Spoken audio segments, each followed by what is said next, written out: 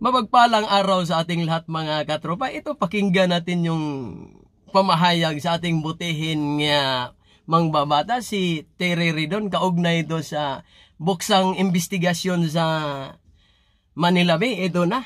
Ito po Dolomite Beach investigation po na Committee on Public Accounts. Ito po ay gaganapin sa November. Ano sa palagay ninyo? 19. Dapat pa bang buksan? Magbukas ng investigasyon sa Manila Bay na yan, lalo na nakita naman natin nga gumanda, luminis at nagustuhan ng sambayan ng Pilipino. Samantala, kung tutusin, mayroon talagang dapat mauna at dapat i-priority sa pamahalaan ngayon yung aligasyon sa katiwalian sa flood control project.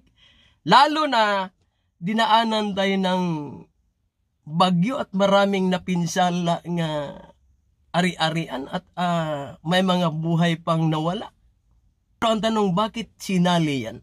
Ako ay nagtatanong lang.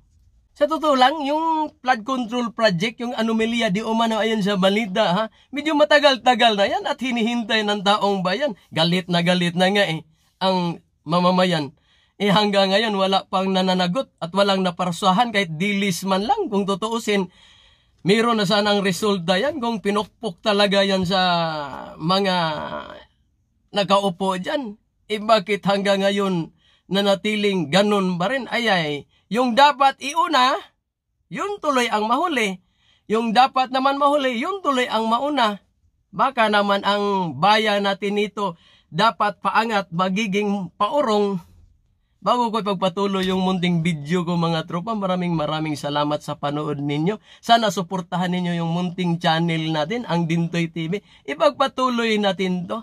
Nagpis yung sambayan ng Pilipino sa balita ng di umano'y anomalya sa flood control at iba pa. Lalo na yung natamaan ng bagyo nga nawada ng mga ari-arian, may mga buhay pang nakalas. Tapos ngayon, ang gagabalita natin, buksan na naman yung kapanahonan ni PRRD nga ginawa niyang kabutihan sa bayan. Pinaganda niya yan. Walang problema. Para lang to sa opinion ko lang to, walang problema kung buksan yan. Silipin kung mayroon ba talagang anomalya. Pero sana naman, kung maaari, yung dapat unahin, yun ang dapat mauna. Lalo na hinintay ng sambayan ng Pilipino ang resulta. Ang tanong dyan, yung pagsingit sa pagbukas ng investigasyon sa Manila Bay, para ba talaga yan sa totoo, sa taong bayan, kabutihan sa taong bayan, paghanap ng mga anomalya dyan kung meron man, o para lang sa sariling interes? Ang daming dapat uunahin kung tutuusin. Pero bakit parang walang nangyayari sa dapat uunahin?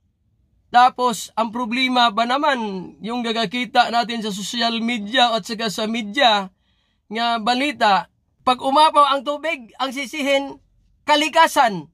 O hindi ba taong bayan nagtapon ng basura, kaya umapaw yung tubig? Hanggang kailan kaya palaging ganito na lang?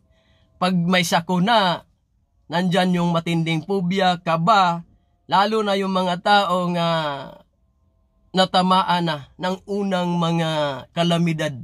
Sa totoo lang, hindi pwedeng underestimate yung mga pag-uunawa ng mga Pilipino sa gagakita sa kapiligiran, kaugnay sa anomalya sa ating bayan. Katulad nito, yung confidential fund ni BP Sara. Di ba ang daming investigasyon noon? Ang ingay-ingay sa mga iila nating mangbabatas nga nakaupo sa Kongreso.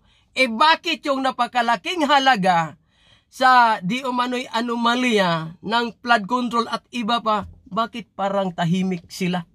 Yan ang kasabihan nga huwag i-underestimate ang pag-uunawa ng sangbayan ng Pilipino. Dahil kahit papaano ang mamamayang Pilipino nakakaunawa, natuto na, lalo na ngayon. Ako bilang Pilipino at ordinaryong mamamayan, sana naman yung mga nakaupo sa gobyerno masolusyonan yung di umano'y katiwalian sa flood control project at iba pa.